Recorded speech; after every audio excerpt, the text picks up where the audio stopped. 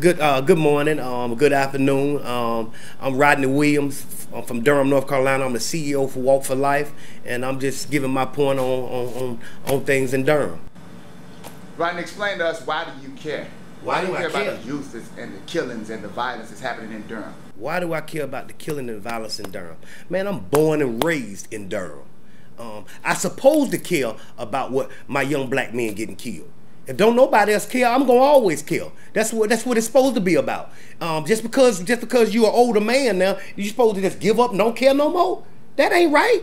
We supposed to always care. Every black man in Durham supposed to care about what goes on in Durham when our young men are getting gunned down. Yeah, that's why I kill. I don't want to see nobody else get killed. I don't want to see your child get killed. I don't want to see nobody else's child get killed no more. I'm the one to get that phone call at 5 o'clock or 2 o'clock in the morning when your child get gunned down. Where's everybody else sitting in the bed, laying in the bed and waking and looking at it on the news, and I'm the one that got to get out my bed and go see about this child getting gunned down. That's why I kill.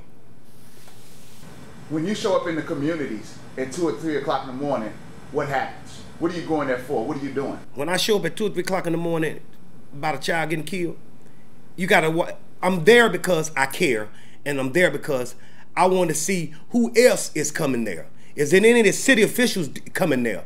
Is there anybody else that cares besides me? That's why I get up out my bed. That's why I'm up crying. That's why I be losing weight. That's why. That's the reason why I care. Since your involvement, does any pastors or politicians ever come out to the communities? Now, this is going to be a touchy subject right here because you're dealing with churches. And you asking, does the churches come out in the community when stuff like this happens? And I'm going to be straight up with you. No. I've been doing this almost 4 years now. And in my organization, we have contacted almost every church in Durham to come out and show support. And I'm gonna throw one out there, and I don't even really care if they get mad. I call World Overcomers, and I asked them, would you come out and support the community?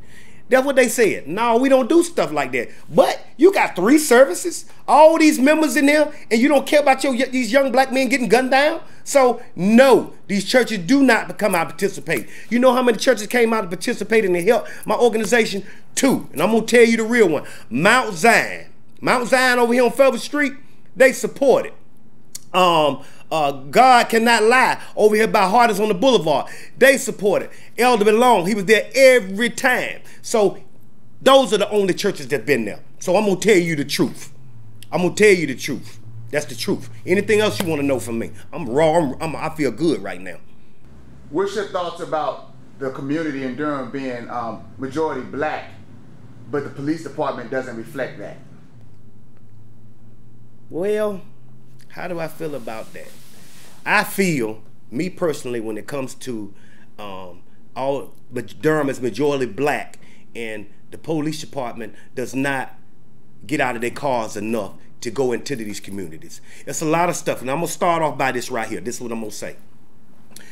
The Durham Police Department and the city council members, all of them work hand in hand, just being honest. So you're saying that we had to take our subdivisions out of these communities.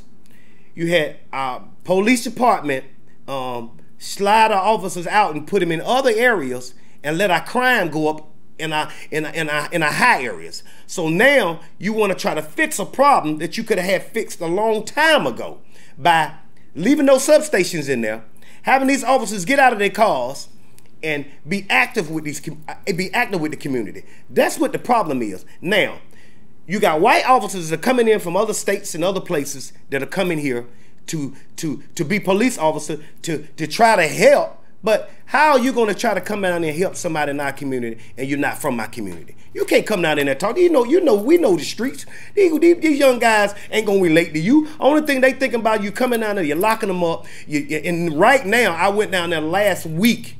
Well, I went yesterday, and I talked to the gang members. I talked to some of the members down in there, and I said, what are your problems with the police department? They said they talked us any kind of way. They taking our money. Now, if you catch a young man dead wrong with drugs in his pocket, you got the right to take him downtown. I'm just being honest with you. Now, if you catch him and he ain't got nothing in his pocket, no drugs, you don't take his money. So that's why you getting the reaction out of these young men. You're going to have to go down in there, man, talk to them, like human beings. They still human beings. And you a human being. If you're a cop and you got a badge and you take that badge off, you still a human being. So you can't treat people a different way because you got a badge on. You got to have some compassion. You got to have some love in your heart. And what the problem is right now, I'm going to be honest with you, I feel people ain't spiritual no more and they ain't showing no love no more. Everybody's dog eat dog world. They ain't caring about it. You're going to have to, people going to have to put this black, white stuff aside. You got to put all this stuff to the side. Yeah, it's going to be the way it's going to be unless somebody change.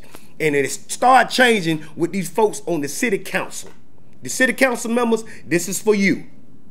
Now I watched Durham. I'm born and raised and I watched Durham build up. The skyline, let's build up. I watch you build up. I watch you raise your hand every time you want something built. Yeah, they want to build this, want to build that, want to build this. Y'all raise your hand. But how many times have y'all raised your hand to talking about building these parks up? How many times have you supported putting something in the community for these young men to do? You know, back in the day when I was younger, I'm 46 years old. And back in the day, we had the recreation center and they gave you a breakfast, they gave you a lunch, and they gave you a snack in the afternoon. And that was to keep the kids where they was at. You knew where they was at. They destroyed that program. So now you got these kids running around, breaking in houses, breaking in cars, doing some everything, shooting. They got more time because you took our programs away.